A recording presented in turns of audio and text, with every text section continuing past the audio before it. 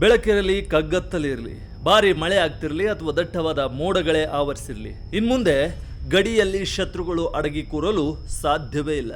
S, China ಮತ್ತು ಪಾಕಿಸ್ತಾನದ ಕಳ್ಳಾಟಗಳಿಗೆ break ಹಾಕಲು ಅಂತರಿಕ್ಷದಿಂದಲೇ ಈಗಲ್ಲ ಇಡಲು ಈಗ ಭಾರತದ ದೃಷ್ಟಿ ಸ್ಯಾಟಲೈಟ್ ಕಕ್ಷೆ ಸೇರಿದೆ. ಅಚ್ಚರಿ ಅಂದರೆ ಈ ಬ್ರಹ್ಮಾಸ್ತ್ರವನ್ನು ತಯಾರಿಸಿದ್ದು ನಮ್ಮ ಇಸ್ರೋ ಅಲ್ಲ, ಬದಲಾಗಿ ನಮ್ಮ ಬೆಂಗಳೂರಿನ ಒಂದು ಸ್ಟಾರ್ಟಪ್ ಕಂಪನಿ.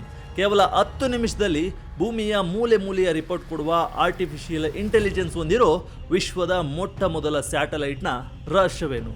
ಬನ್ನಿ ಈ ವಿಡಿಯೋದಲ್ಲಿ ನೋಡ್ತಾ ಹೋಗೋಣ.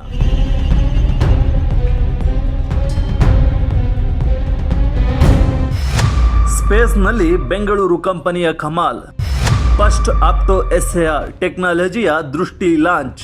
ವೀಕ್ಷಕರೇ, ಭಾರತದ ಬಾಹ್ಯಾಕಾಶ ವಲಯ ಅಂದರೆ ನಮಗೆಲ್ಲರಿಗೂ ಮೊದಲು ನೆನಪಾಗೋದು ನಮ್ಮ ಇಸ್ರೋ. ಆದರೆ ಇದೀಗ ಭಾರತದ ಪ್ರೈವೇಟ್ ಸ್ಪೇಸ್ ವಲಯ ಕೂಡ ಇಸ್ರೋಗೆ ಕಮ್ಮಿ ಇಲ್ಲ ಅನ್ನೋ ರೇಂಜ್ಗೆ ಬೆಳೀತಿದೆ. ಎಸ್, ಭಾರತದ ಪ್ರೈವೇಟ್ ಸ್ಪೇಸ್ ಸೆಕ್ಟರ್ನಲ್ಲಿ ಒಂದು ದೊಡ್ಡ ಕ್ರಾಂತಿಯಾಗಿದೆ.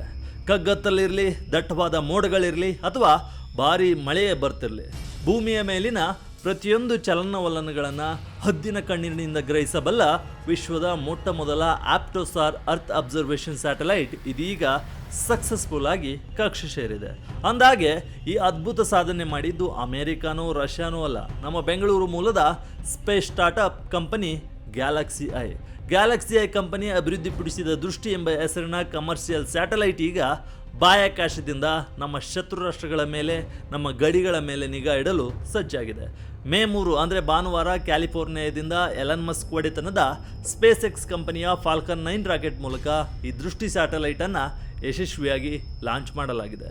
190 kg ತೂಕವಿರೋ ಈ ಮಿಷನ್ ದೃಷ್ಟಿ ಭಾರತದ ಅತಿ ದೊಡ್ಡ ಖಾಸಗಿ ನಿರ್ಮಿತ ಅರ್ತ್ ಅಬ್ಸರ್ವೇಷನ್ ಸ್ಯಾಟಲೈಟ್ ಅನ್ನೋ ಹೆಗ್ಗಳಿಕೆಗೆ ಪಾತ್ರವಾಗಿದೆ. ಪ್ರಧಾನಿ ನರೇಂದ್ರ ಮೋದಿ ಅವರು ಕೂಡ ಈ ಸಾಧನೆಯನ್ನು ಭಾರತದ ಬಾಹ್ಯಾಕಾಶ ವಲಯದ ದೊಡ್ಡ ಮೈಲಿಗಲ್ಲು ಅಂತ ಕೊಂಡಾಡಿದ್ದಾರೆ.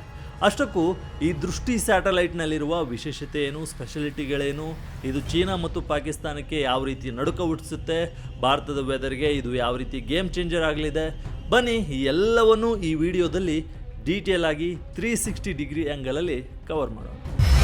ಸಾಮಾನ್ಯ ಸ್ಯಾಟಲೈಟ್ಗಳಿಗಿಂತ ದೃಷ್ಟಿ ಹೇಗೆ ಭಿನ್ನ? ಏನಿದು ದೃಷ್ಟಿಯ ಆಪ್ಟೋಸಾರ್ ಟೆಕ್ನಾಲಜಿ? ವೀಕ್ಷಕರೇ, ಸಾಮಾನ್ಯವಾಗಿ ನಾವು ನೋಡುವ ಆಪ್ಟಿಕಲ್ ಸ್ಯಾಟಲೈಟ್ಗಳು ಹೈ ರೆಸೊಲ್ಯೂಷನ್ ಫೋಟೋಗಳನ್ನು ತೆಗಿತವೆ. ಆದರೆ ಅವುಗಳಿಗೆ ಒಂದು ದೊಡ್ಡ ಸಮಸ್ಯೆ ಏನಂದರೆ, ದಟ್ಟವಾದ ಮೋಡಗಳಿದ್ದರೆ ಅಥವಾ ಕತ್ತಲಾಗಿದ್ದರೆ ಅವುಗಳಿಂದ ಕ್ಲಿಯರ್ ಫೋಟೋವನ್ನು ಕ್ಯಾಪ್ಚರ್ ಮಾಡಲು ಸಾಧ್ಯ ಆಗಲ್ಲ. ಇನ್ನೊಂದು ಕಡೆ ರೇಡಾರ್ ಸ್ಯಾಟಲೈಟ್ಗಳು ಇವೆ. ಇವು ಕತ್ತಲಲ್ಲಿ, ಮಳೆ ಬೆಳಕಿನಲ್ಲಿ ಮೋಡಗಳಿದ್ರೂ ಕೆಲಸ ಮಾಡ್ತವೆ. ಆದರೆ ಅವು ಕೊಡೋ ಇಮೇಜ್ಗಳು, ಅವು ಕೊಡೋ ಫೋಟೋಗಳು ಕ್ಲಿಯರ್ ಆಗಿರಲ್ಲ, ಕ್ಲಾರಿಟಿ ಆಗಿರಲ್ಲ. ಅವುಗಳನ್ನು ಅರ್ಥ ಮಾಡಿಕೊಳ್ಳೋದು ಕಷ್ಟ. ಆದರೆ ಈ ಗ್ಯಾಲಕ್ಸಿ ಐ ಕಂಪನಿಯ ದೃಷ್ಟಿ ಸ್ಯಾಟಲೈಟ್ ಈ ಎರಡೂ ಸಮಸ್ಯೆಗಳಿಗೆ ಒಂದೇ ಒಂದು ಬ್ರಹ್ಮಾಸ್ತ್ರವನ್ನು ಕಂಡುಹಿಡಿದಿದೆ. ಅದೇ ಆಪ್ಟೋಸ್ಟಾರ್ ಟೆಕ್ನಾಲಜಿ. ಅಂದರೆ ಎಲೆಕ್ಟ್ರೋ ಆಪ್ಟಿಕಲ್ ಮತ್ತು ಸಿಂಥೆಟಿಕ್ ಅಪರ್ಚರ್ ರೇಡಾರ್ ಸೆನ್ಸರ್ಗಳನ್ನು ಒಂದೇ ಪ್ಲಾಟ್ಫಾರ್ಮ್ನಲ್ಲಿ ಅಳವಡಿಸಿದ ವಿಶ್ವದ ಮೊದಲ ಸ್ಯಾಟಲೈಟ್ ಇದಾಗಿದೆ. ಈ ಸ್ಯಾಟಲೈಟ್ನಲ್ಲಿರುವ ಸಿಂಕ್ ಫ್ಯೂಸ್ಡ್ ಪೇಲೋಡ್ ತಂತ್ರಜ್ಞಾನವು ಆಪ್ಟಿಕಲ್ ಸೆನ್ಸರ್ನ ಕ್ಲಾರಿಟಿಯನ್ನು ಮತ್ತು ರೇಡಾರ್ನ ಮೋಡ ಭೇದಿಸುವ ಶಕ್ತಿಯನ್ನು ಎರಡನ್ನ ಮಿಕ್ಸ್ ಮಾಡಿ ಒಂದೇ ಬಾರಿಗೆ ಸಿಂಕ್ ಮಾಡುತ್ತೆ. ಇದರಿಂದ ಸಾಮಾನ್ಯ ಸ್ಯಾಟಲೈಟ್ಗಳಿಂದ 3 ಪಟ್ಟು ಹೆಚ್ಚು ನಿಖರವಾದ ಮತ್ತು ಸ್ಪಷ್ಟವಾದ ಮಾಹಿತಿಗಳು ಸಿಗ್ತವೆ. ಹಗಲು ರಾತ್ರಿ, ಮಳೆ ಚಳಿಗಾಳಿ, ಯಾವುದೇ ವೆದರ್ ಇದ್ರೂ ಕೂಡ ಇದು ಭೂಮಿಯ ಕ್ಲಿಯರ್ ಇರೋ ಚಿತ್ರಣವನ್ನು ನೀಡಬಲ್ಲದು. ಭಾರತದ ವೆದರ್ಗೆ ಇದ್ಯಾಕೆ ಗೇಮ್ ಚೇಂಜರ್?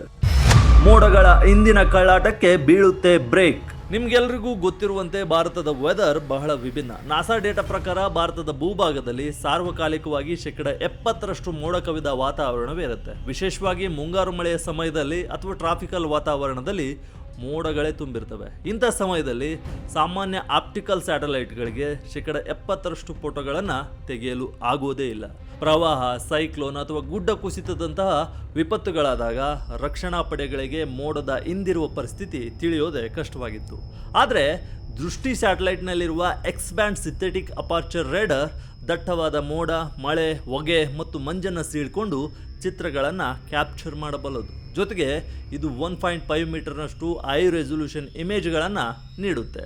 ಕತ್ತಲಲ್ಲಿ ಅಥವಾ ಬ್ಯಾಡ್ ವೆದರ್ನಲ್ಲಿ ಶತ್ರುಗಳು ನಮ್ಮ ಗಡಿಯೊಳಗೆ ನುಸುಳಲು ಪ್ರಯತ್ನಿಸಿದರೆ ಅಥವಾ ಪ್ರವಾಹ ಪೀಡಿತ ಪ್ರದೇಶದಲ್ಲಿ ರಕ್ಷಣಾ ಕಾರ್ಯಾಚರಣೆ ರೆಸ್ಕ್ಯೂ ಆಪರೇಷನ್ ನಡೆಸಬೇಕಾದ್ರೆ ದೃಷ್ಟಿ ಸ್ಯಾಟಲೈಟ್ ತಡೆರಹಿತವಾಗಿ ಕಣ್ಣಿಡುತ್ತೆ.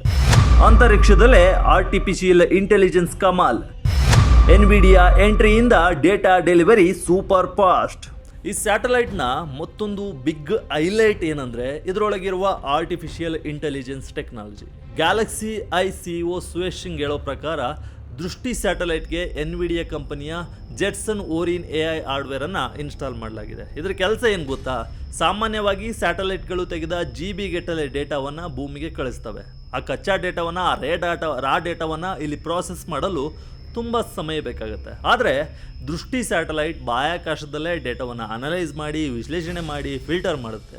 ಉದಾಹರಣೆಗೆ 400 MB ಇರೋ ರಾ ಡಾಟಾವನ್ನು ಗುಣಮಟ್ಟ ಕಳೆದುಕೊಳ್ಳದೆ, ಕ್ವಾಲಿಟಿಯಲ್ಲಿ ಕಾಂಪ್ರಮೈಸ್ ಆಗದೆ, ಕೇವಲ 1.5 MBಗೆ ಇಂಥ ಕಡಿಮೆ ಗಾತ್ರಕ್ಕೆ, ಅದು ಕೂಡ 10 ನಿಮಿಷದೊಳಗೆ ಕಂಪ್ರೆಸ್ ಮಾಡಿ ಭೂಮಿಗೆ ಕಳಿಸುತ್ತೆ. ಇದರಿಂದಾಗಿ ಬೇಕಾದ ಮಾಹಿತಿ ತಕ್ಷಣವೇ ನಮ್ಮ ರಕ್ಷಣಾ ಪಡೆಗಳಿಗೆ ಅಥವಾ ವಿಪತ್ತು ನಿರ್ವಹಣಾ ತಂಡಗಳಿಗೆ ಸಿಗುತ್ತೆ. ಸುಮಾರು ಕಾಂಪ್ಯಾಕ್ಟ್ ಫ್ರಿಡ್ಜ್ನಷ್ಟು ಗಾತ್ರವಿರುವ ಈ ಸ್ಯಾಟಲೈಟ್ 3.5 ಮೀಟರ್ ಉದ್ದದ ಆ್ಯಂಟೆನಾವನ್ನು ಕೂಡ ಹೊಂದಿದೆ. ಪ್ರತಿ 7 ರಿಂದ 10 ದಿನಗಳಿಗೊಮ್ಮೆ ಗ್ಲೋಬಲ್ ರೌಂಡ್ ಬಂದು ಒಂದೇ ಲೊಕೇಶನ್ನನ್ನು ಪದೇ ಪದೇ ಚೆಕ್ ಮಾಡಬಲ್ಲ ಸಾಮರ್ಥ್ಯವನ್ನು ಕೂಡ ಹೊಂದಿದೆ. ಚೀನಾ ಪಾಕಿಸ್ತಾನಕ್ಕೆ ಶುರುವಾಯಿತು ನಡುಕ. ಭಾರತದ ಗಡಿ ಭದ್ರತೆಗೆ ದೃಷ್ಟಿ ಆಧಾರ ಸ್ತಂಭ. ಇನ್ನು ಭದ್ರತೆಯ ವಿಚಾರಕ್ಕೆ ಬಂದರೆ ದೃಷ್ಟಿ ಸ್ಯಾಟಲೈಟ್ ಚೀನಾ ಮತ್ತು ಪಾಕಿಸ್ತಾನಕ್ಕೆ ದೊಡ್ಡ ತಲೆನೋವಾಗಿ ಪರಿಣಮಿಸಿದೆ. ಪಾಕಿಸ್ತಾನವು ಭಾರತ ಗಡಿಯ ಮೇಲೆ ಕಣ್ಣಿಡಲು ಬಹುತೇಕವಾಗಿ ಚೀನಾದ ಗಾವಫೆನ್ ಮತ್ತು PRSC EO3 ನಂತಹ ಸ್ಯಾಟಲೈಟ್ಗಳನ್ನೇ ನಂಬಿಕೊಂಡಿದೆ.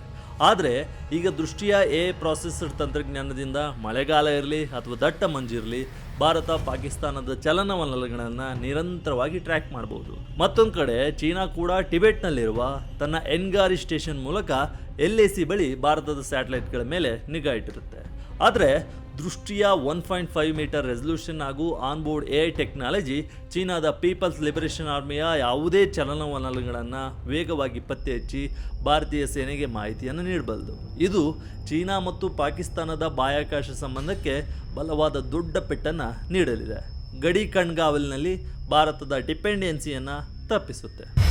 ಮುಂದೇನು ಗ್ಯಾಲಕ್ಸಿ ಐ ಭವಿಷ್ಯದ ಪ್ಲಾನ್ ಏನು?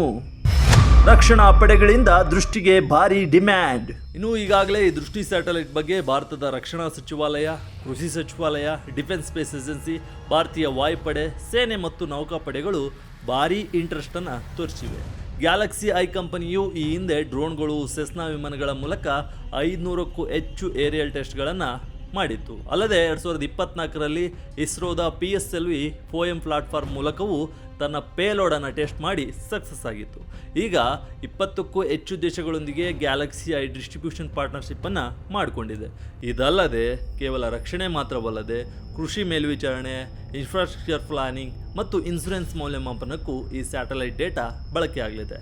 ಈ ದೃಷ್ಟಿ ಯಶಸ್ಸಿನ ಬೆನ್ನಲ್ಲೇ ಗ್ಯಾಲಕ್ಸಿ ಐ ಮುಂದಿನ 4 ವರ್ಷಗಳಲ್ಲಿ ಅಂದರೆ 2029ರ ವೇಳೆಗೆ 8 ರಿಂದ 12 ಸ್ಯಾಟಲೈಟ್ಗಳ ದೊಡ್ಡ ಕಾನ್ಸ್ಟಲೇಷನ್ ನಿರ್ಮಿಸುವ ಪ್ಲಾನನ್ನು ಕೂಡ ಹೊಂದಿದೆ. ಮುಂದಿನ ದಿನಗಳಲ್ಲಿ ಈ ಸ್ಯಾಟಲೈಟ್ಗಳು 0.3 ರಿಂದ 0.5 ಮೀಟರ್ ರೆಸಲ್ಯೂಷನ್ನಷ್ಟು ಇನ್ನೂ ಕ್ಲಿಯರ್ ಆದ ಕ್ಲಾರಿಟಿ ಇರುವ ಚಿತ್ರಗಳನ್ನು ನಮಗೆ ನೀಡಲಿವೆ. ಒಟ್ಟಿನಲ್ಲಿ ಗ್ಯಾಲಕ್ಸಿ ಐ ನಿರ್ಮಿಸಿರೋ ದೃಷ್ಟಿ ಸ್ಯಾಟಲೈಟ್ ಭಾರತದ ಖಾಸಗಿ ಬಾಹ್ಯಾಕಾಶ ವಲಯದಲ್ಲಿ ಒಂದು ನವಶಕೆಯ ಆರಂಭವಾಗಿದೆ. ಸರ್ಕಾರಿ ಸ್ವಾಮ್ಯದ ಸಂಸ್ಥೆಗಳ ಜೊತೆಗೆ ನಮ್ಮ ದೇಶದ ಸ್ಟಾರ್ಟಪ್ಗಳು ಕೂಡ ಜಾಗತಿಕ ಮಟ್ಟದಲ್ಲಿ ಹೊಸ ತಂತ್ರಜ್ಞಾನಗಳನ್ನು ಪರಿಚಯಿಸುತ್ತಿರೋದು ನಿಜಕ್ಕೂ ಹೆಮ್ಮೆಯ ಸಂಗತಿ. ಚೀನಾ ಪಾಕ್ ಕುತಂತ್ರಗಳಿಗೆ ತಕ್ಕ ತಿರುಗೇಟನ್ನು ನೀಡಲು, ವಿಪತ್ತುಗಳನ್ನು ಸಮರ್ಥವಾಗಿ ಎದುರಿಸಲು ದೃಷ್ಟಿಯಂಥ ಆಪ್ಟೋಸ್ಟಾರ್ ಸ್ಯಾಟಲೈಟ್ಗಳು ದೇಶಕ್ಕೆ ಅತಿ ಮುಖ್ಯ, ಅತಿ ಇಂಪಾರ್ಟೆಂಟ್. ಇಸ್ರೋ ಜೊತೆ ಭಾರತದ ಖಾಸಗಿ ಕಂಪನಿಗಳು ಕೂಡ ಬಾಹ್ಯಾಕಾಶದಲ್ಲಿ ಕಮಾಲ್ ಮಾಡ್ತಿರೋ ಬಗ್ಗೆ ನಿಮಗೆ ಏನನ್ಸುತ್ತೆ? ನಿಮ್ಮ ಅನಿಸಿಕೆಯನ್ನು ಕಮೆಂಟ್ ಮೂಲಕ ತಿಳಿಸಿ. ಇದು ವಿಜಯ ಕರ್ನಾಟಕ ವಿಶೇಷ. ಇದೇ ರೀತಿಯ ಹೆಚ್ಚಿನ ವಿಡಿಯೋಗಳಿಗಾಗಿ ವಿಜಯ ಕರ್ನಾಟಕ ವೆಬ್ಬನ್ನು ಫೇಸ್ಬುಕ್, ಯೂಟ್ಯೂಬ್ ಮತ್ತು ಇನ್ಸ್ಟಾಗ್ರಾಮ್ನಲ್ಲಿ ಫಾಲೋ ಮಾಡಿ. ಧನ್ಯವಾದ.